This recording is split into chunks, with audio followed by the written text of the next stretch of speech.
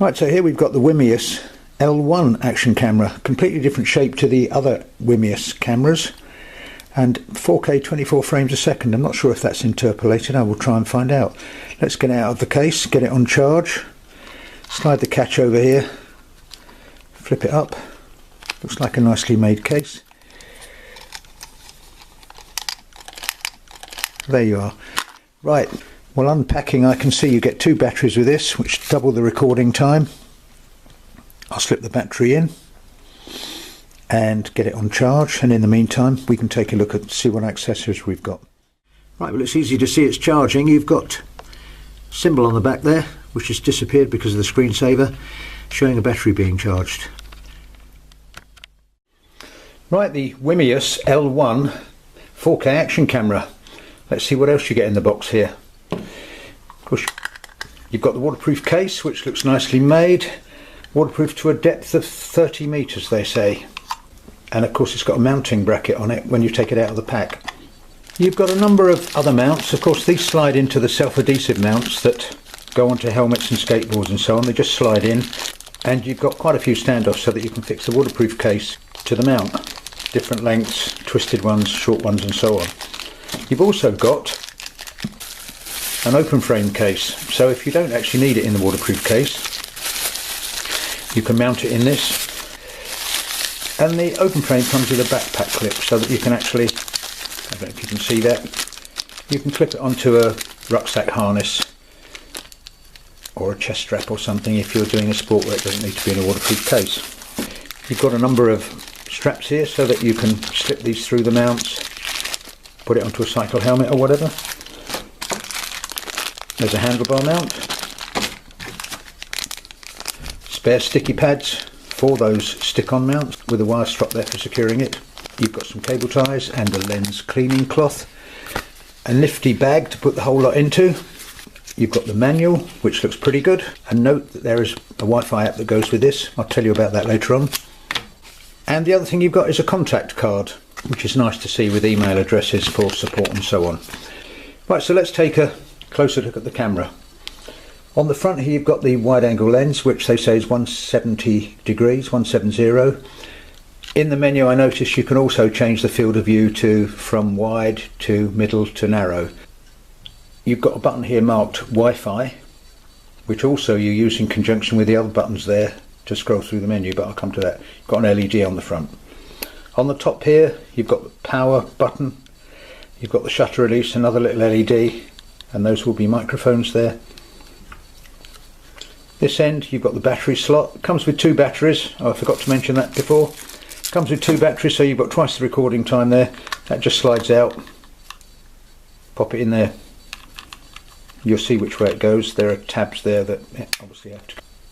On this end you've got a little rubber cap here that covers an HDMI out, a micro USB and the micro card slot. It will take up to 64 gig. Make sure you use a good brand, class 10. I'm using SanDisk. What have I got in there? 32 gig I think. Goes in logo side towards the back. But that's quite a good little cover. So far I've not lost it, which is unusual. And on the back you've got a 2-inch screen. So to turn it on, press the power button. Get a little squeak there, and it's firing up in video mode. You can see I'm in 1080-60. It looks like I've got loop recording on. I'll turn that off. I'm on video mode. Tells me that the exposure value, EV, is set to 00. The mic is on, in other words the audio is on. That's the screensaver kicked in. Wake it up again. Battery state, microcard is in, and that's how much recording time I've got on the card. So if you want to start video recording, press the shutter release, get a little beep. You've got an indicator there that's flashing. You've got a countdown there, duration of the video. Press it again, stop. Press again, I'll just show you again here. You've actually got an LED flashing on the top. Got an LED flashing on the front, which is very useful. if you're recording with the thing facing you, because you can tell where you're recording or not. Just one thing here, once the screensaver kicks in, which you'll see in a minute, or you'll see in 30 seconds, you can change that duration, of course. I think it'll be 30 seconds. Yep. Once it's kicked in, to stop recording, press it once to wake it up. You see it's still recording. Press again to stop it. That does catch you out sometimes. So to change from video mode to stills mode, you give a short press of the power button as opposed to a long press to turn it off, and you can see the icon has changed there to camera, EV, ISO, that's film speed is auto, angle of view is wide, it's in 12 megapixel setting, and it's in normal as opposed to superfine. So take a still, again nothing happened there because it was in screensaver mode. Right, take a still, you hear a click, one more press of the power button.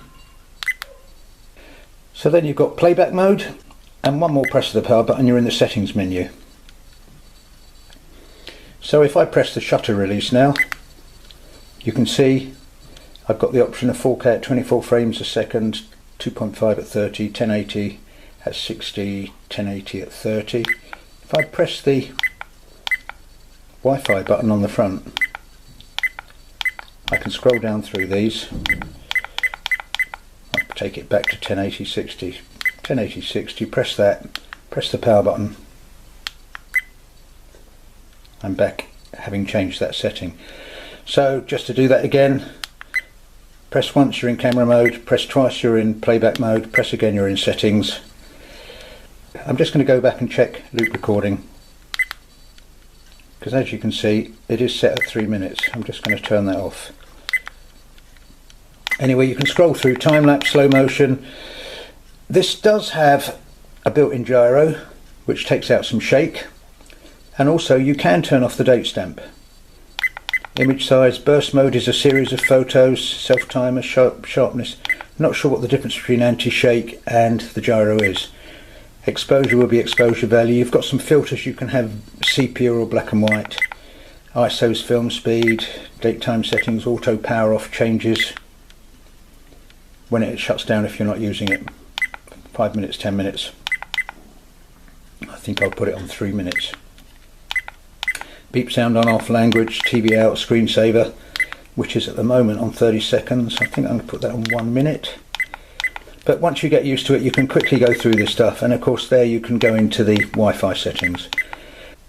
Come out of that by pressing the power button, and as you can see that little symbol there that said I was in loop recording has gone off. So I'd say that just about covers that.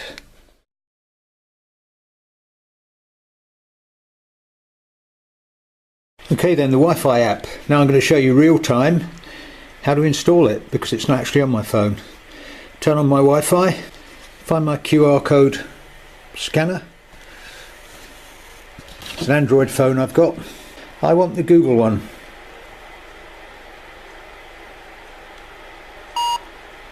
And it's got it. Or of course you can go to Play Store. Right, install.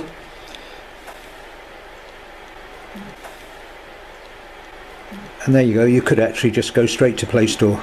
Most of these apps need a quad-core processor in your phone for them to work. So let's see what we have to do to use this.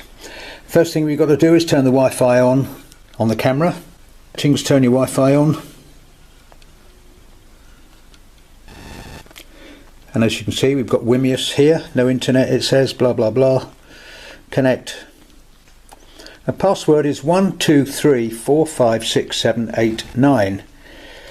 But when I tried it just now, I didn't even need to put the password in. So let's go into the app and see what it does. WiMiUS, open the app.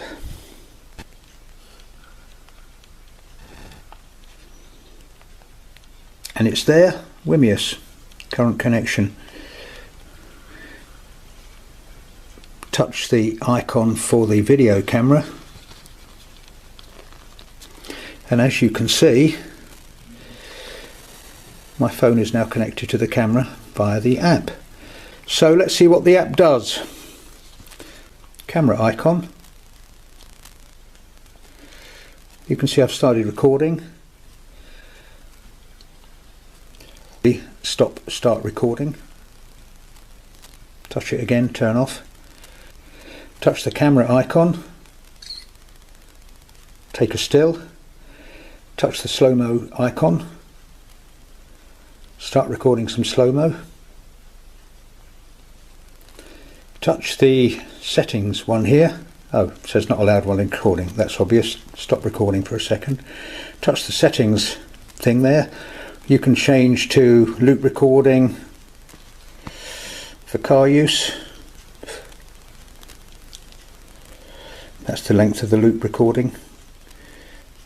Time lapse. We'll go back to normal here. Turn out this way. You've got another settings menu here, which lets you go into your media gallery and download images. And you've got this settings menu here, image resolution, sound on and off, the same, pretty much, well, the same menu that you've actually got on the phone, if not slightly better. Factory reset, memory space, format the card, time sync, which is an easy way to set the time and the date, exposure values, and so on. Come out of that by going back to shoot, and I'm back into the app.